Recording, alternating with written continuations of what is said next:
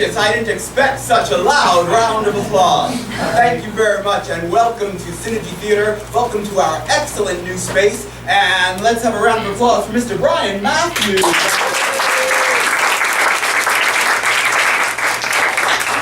My name is Ken Adams, and this is the rest of Synergy Theater. Come on up and say hello, everybody.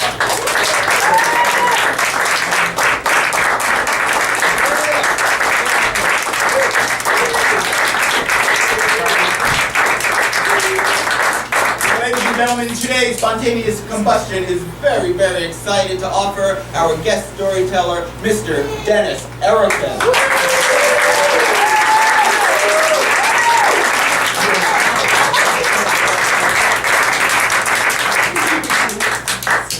All right. For our show today, we are going to be performing improvisation in celebration of the life and work of Dennis. So we're going to get to know all about Dennis as we hear him tell stories. Everything Dennis tells you today is going to be a true story. So what we've asked him to do is to watch us do our stuff, and when we do something that inspires a memory or real story from Dennis's life, well, this is already funny. I hope your stories are at least that good. There's no way.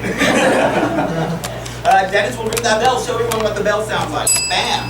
And Yeah, nice. Oh yeah! I would have thought it was Bing, but we'll go bam. As soon as we hear that bell, we'll fade to the background. Dennis will tell another story, and that'll inspire our next round of improvisation. To get everything started, I'm going to ask Dennis to offer us a word. I'll tell you what word in a minute, and then that's going to, well, I won't tell him the word. No. And by the way, he doesn't realize that I'm not an improv person. This word will inspire some thoughts about the word from our past. As soon as Dennis is inspired from what he hears, he'll ring the bell and we'll start with the story. All right, Dennis, here's what I want you to do. Think back to your life from the age of, let's say, 0 to 10. 0 to 10. 0 to 10. If you had to sum up those years in one single word, what would the word be? Tourist. Tourist! The word is tourist.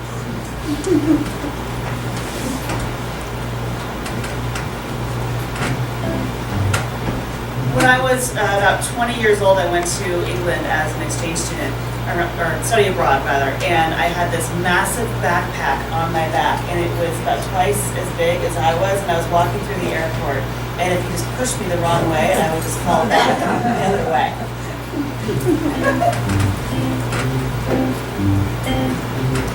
One time I went backpacking through Europe. I went with Lauren Connor, who was my girlfriend in high school, but this was about 8 years later. And we hadn't been in touch with each other for those 8 years, but we literally bumped into the street after college one day in Greenwich Village, and she was looking for a trip, and I was looking for a trip, and we went to Europe together for 3 weeks. On day 2, we had a fight. And we didn't talk to each other for the rest of the 3 weeks. We traveled separately and met again and went back. In college, I went on a trip through Italy, and I was in a dry cleaner, and I met this gentleman who had tattoos and told me he was in the Sicilian mafia, and showed me that he had a gun in his sweatpants. And then he said, "I've got to run an errand. Can you watch my clothes?" I stayed until they were dry. I was in London as a teenager with my family, and got stopped by a nice, sweet, beautiful old lady on the street. And she said, "Here, give this flower to your sister. She's such a pretty." And I thought, "Oh, that's so nice." And then she said, "Could you spare just a little bit?" And so I reached into my pocket to see what I had, and that was my mistake. She grabbed the biggest bill I had and turned around and ran so fast. I've never seen an older woman run like that.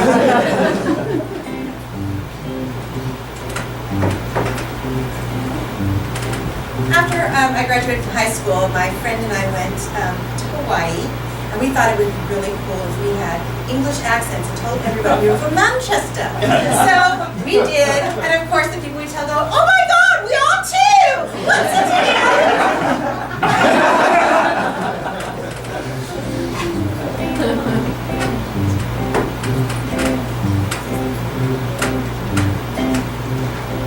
When we were in Paris, Chris, this gentleman walked up to my husband and I, and he started cutting out a relief of me on a black piece of paper, and we thought it was the most wonderful thing, and so we bought it. And then there was this other gentleman who had been doing one for my husband too, and he absolutely did not want it at all. So he broke this poor vendor's heart and didn't buy it. It was so sad. Okay, so the fact that I'm a tourist means that I'm not from here. And in fact, none of my relatives are from here either. So we're going to go all the way back to my grandfather.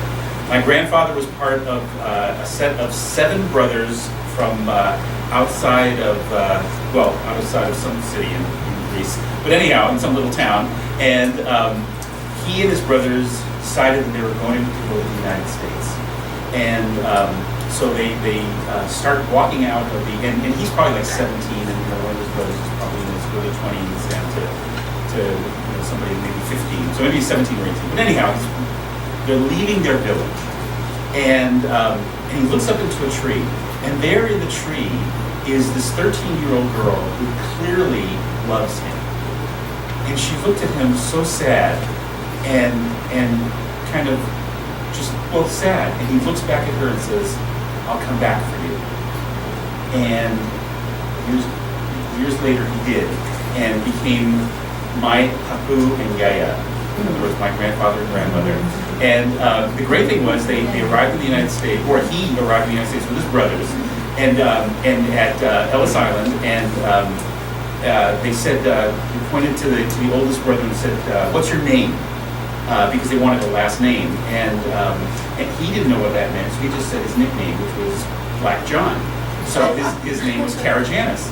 So my family lost their last name and became the Karajanis family from then on, and all 7 of these brothers had kids. One became a senator, a few had restaurants, a few had various other things that were a big deal, and they all had this last name that did not come with them. and my grandfather then decided, they opened up the first chain of ice cream parlors. Because how many of you know that ice cream came from Greece? Well, you didn't know. Oh, you did. Okay, now you're talking. Yeah, thank you. Even if you didn't know that, it was nice of me to say you did. So that was really cool. So they started the ice cream parlor, and then they opened up a few grocery stores, and then they decided to go fight a war. And so they went back to Greece and fought a war, and my grandfather got hit with some kind of bullet and had a hard time walking the rest of his life. But he'd already picked up and brought back the darling of his life, so at least we should take care of him. And he had a bunch of kids, and they all got jobs, including my Uncle Chris, who from the time he was probably about 14 or 15 years old, supported the family, and he went on to some pretty great stuff, but he supported the family because he became he would sell programs at Red Sox games, and did very well at that, and met some very important people that then led him to some other things that Lori said I can't talk about, but believe me, he got into some really interesting stuff. But that's just the Greek side of my family, and if I can keep going, which I guess I'm gonna. So my dad is born in Turkey, and in Turkey, our family was kind of pretty high up there, and so he goes to every different school he can go to because he wants to become a naval architect. And so he, graduates from everything, and there's no more schools for him to go to. Oh, and by the way, and who knew this was happening? Last names happened during my dad's teenage years in Turkey, and he and his brother couldn't agree on a last name, so they ended up with 2 different last names: Erokan, air, man; Okan, ocean, which means man of the sea, which my dad wanted to be. Right, that's what he wanted. He wanted to be a naval architect, and his brother Erokan, which to me sounds exactly the same, but it's a different vowel in there, man of the arts, and he went on to become the curator of the Topkapi Museum and had some success there. So that was pretty cool. But anyhow, so my dad then gets sent, he's allowed to go to one of 2 schools. He can either go to school in Hamburg, Germany, or in Cambridge, Massachusetts. And luckily for me, he chose Cambridge, Massachusetts. Lucky for him, he didn't choose Hamburg, because this was in 1939, and then we had that war, and if he had been in Hamburg, 1, he would never have met my mother, but 2, he wouldn't have survived. So that worked out. But here's the cool thing: So he was invited to this party, and relatively soon after coming to the United States, and he at this party with 3 or 4 really fabulous-looking young Greek girls, and one of them was my mother. And he, tried to get friendly with her, and he did. And she brought him home to her family, and he experienced something he never experienced before. One, Greeks yell all the time. That's a different thing. But the other is, he never experienced a family that liked each other and hugged each other, and kissed each other, and made food for each other. In Turkey, the rule was you never kiss a child while the child's awake. Imagine that. But in Boston, in Cambridge, Massachusetts, at my grandparents' house, everybody kissed everybody all the time. So my dad and not only fell in love with my mother, but he fell in love with our entire family, and that was an incredible thing. But then he had to, and this is amazing that they haven't jumped in yet, so I'm just going to keep talking.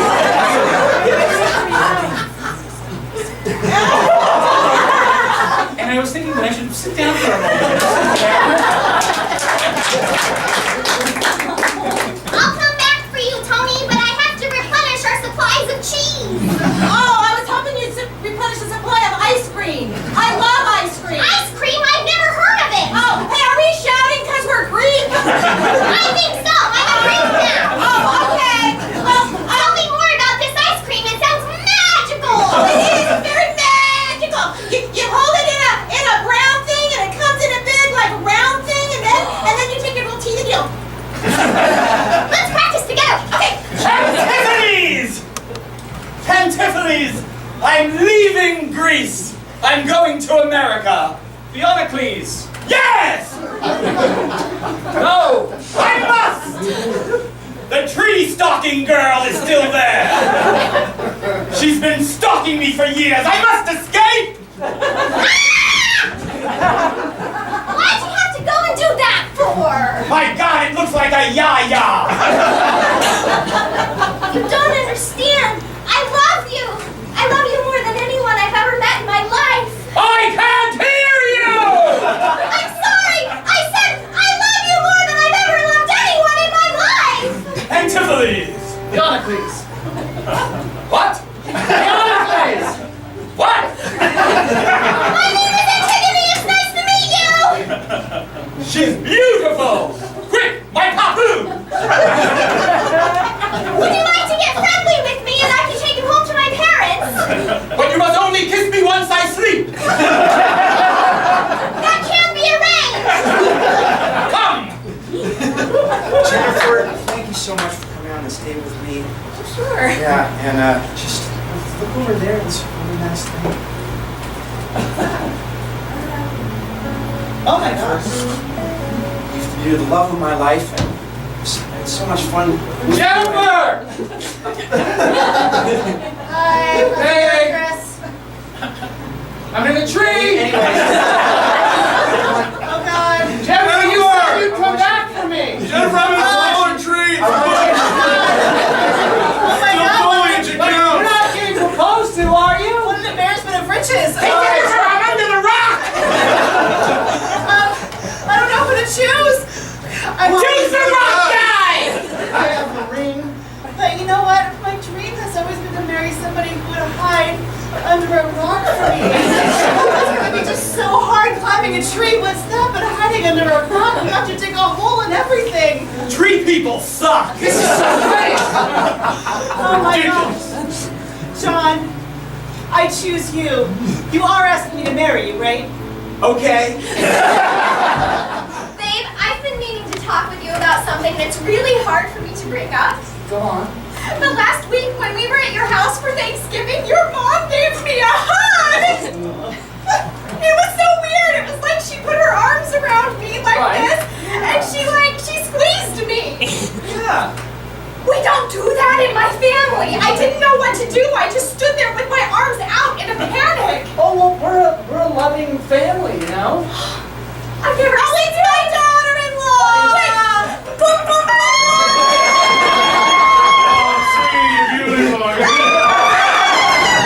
Peanuts! Get your peanuts here!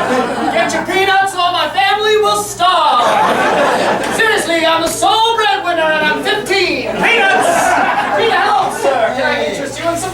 Let's enjoy the game today. Actually, I would love some Great, peanuts. great. Here, here's $1. Just one bag? Yes, just one bag. Because, I got a whole family. Family 8. Just one. In that case, I'll take 2 bags. 2, wow, I want- $2, I want you to thanks. see it. Yeah, well. What are we getting, peanuts? Oh, yeah. Okay, I'm good, thanks. Seriously, I literally have starving children back at my place. What do you say, mister? This guy for real? I'm getting uncomfortable. So, darling, this is the tree that you need to climb in order for you to meet your husband. I know it sounds really, really weird. I know it does. But you climb that tree, and I promise you, your husband will come find you. Oh my goodness, it's the mythical husband tree. That's how I met you. All right. So check this out, right? This is a map of the entire east side. I got girls and trees everywhere. There's a girl and tree. And I told all of them I was coming back for them and that they were the one and none of that. Yeah, I don't know. But they're girls and trees, so. You're brilliant. I know, right? Nowadays, though, you could get a Google view if you need to. Oh, the Google view. Yeah, you can see them from the top to see if they're going bald or anything. That's a good thought, but you couldn't see the face. You gotta see the face. Brother, I made it. Yes, Ellis Island. Oh, We're here in America. the streets are paved with gold. Now we're gonna get to the front of this line. They're gonna ask us what our name is. Don't have last names. Well, what will we tell them? We have to tell them something. How about your nickname? Oh, yes, Jerkwad. Right, which in our native language means man of jerky. It's perfect. Wait, no. What's wrong with Jerkwad? No, I want to go by my nickname, Doodlepus. That's a good nickname. And Which means man who draws cats. this is such a hard decision. This is the name that our children and our grandchildren will have. I know. What if we combined them? We could compromise. Doodlewad. Or Jerky Puss. Jerky Puss. Hyphenated. And I just can't believe that for 10 generations now, everyone in our family is named Doodlepus Jerkwad. That's.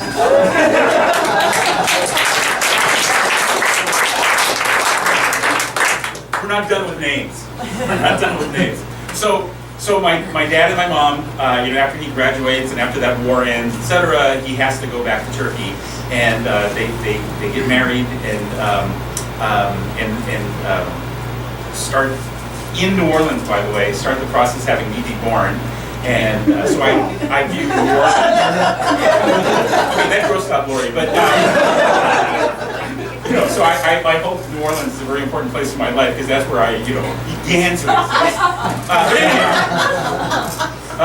So with that thought in mind, so then my dad has to go back to Turkey because he's in the Navy, and he told my mother that she would then meet him in a few months. So she said okay. So he goes back to Turkey and sits at a submarine and all these different things. And first she works for my uncle for a while. And at that point, he's graduated from running, selling peanuts, and he now runs a union. And and they were having a vote, and so they all the ballots came in, and my mom said, "Oh, am I supposed to count these?" And he said, "No." You throw these away. So he threw them away, and just decided, what the vote was. And my mom thought, you know what, this isn't going to work. So she walked home and didn't work for him anymore. But that's the way that goes. But then she, gets on a plane and flies to Turkey, to Istanbul. And this I read in my dad's diary after he passed away. Decades and decades later, I was reading his diary. So what happened was, it says, the day that my mom arrived, and by the way, 8.5 months pregnant with me, and he said, Athena, what's her name? Athena walked out the door, and walked down the runway, and I ran to her. She was beautiful. I hugged her, I kissed her, and I whispered in her ear, your name is Anita. All right, insurance. Thank you for joining me. Welcome to the offices of the National Football League. What I'm going to tell you will not leave this office, but today is the day. Today is the big day we choose. We choose who's going to win the Super Bowl. What? Now, this may come as a surprise to you, but we actually decide the outcome of the entire season beforehand. Oh my God! I knew it! You're the reason the Seahawks won! Well, we have these plans. That's why we hired you. You're all good writers from LA. We have some good storylines we want to play out here. This is great. Yeah, no, son. Yes, you were born in New Haven, sure. Right. But you started to exist in a Turkish prison. Go on. It was a sordid time in my life. I was alone and desperate and only eating one meal a day. Suddenly, I peered out through my bars, and there was one tree in the yard. And in that tree, a female prison guard with a rifle trained at me. Yeah. I loved her right from the start. That night, she visited me, and we made sweet love. Your mother and I. Both of us naked. So, Lucy, I've known you for a long time, and you're pregnant with my child, and you're so beautiful, and words just cannot express how much I love you. And now that we're meeting my mother, your name is Linda. What are you talking about, Bill? There's a thing, Lucy's, you can't be Lucy, you need to be Linda. It was a thing, when I first told her about you, I thought your name was Linda, so we just kind of ran with it. No, my name when we first started. Well, I don't know, I was dating a couple of her girls. But so now it's like 2 years later, and Linda has just kind of kept going, and I think she'd feel bad if we told her you're Lucy. So, yeah, I need you to roll with that. I'll try, babe, but we're married now. It's going to be hard to maintain this charade for my whole entire life. Or her whole entire life, I guess. Yeah, no, just until she's dead, so yeah. She's only 50, but still. Oh my gosh, you must be Linda! It's so nice to finally meet you, Ma. So good to meet you too. I'm so sorry I couldn't be there at the wedding, It just, my rheumatism. Oh, yes, I understand that. Linda means beautiful. Hi, how are you? I'm good. Here, happy to be here with Linda. I can't do this. I can't get the secret any longer. My name is Lucy. You've been terribly deceived. Oh my gosh, you lied to me! She told me her name was Linda, Mom. This lady's crazy. You know that we can never have anybody named Lucy in this house anymore. Why not? What happened? If I'd known her name was Lucy, I never would have got out with her. That's I'll crazy. talk to you later. The woman who ran off with his father was named Lucy, and I know that every woman named Lucy must be the devil's spawn. It's Lars breaking! The baby's coming! That baby's no grandchild of mine.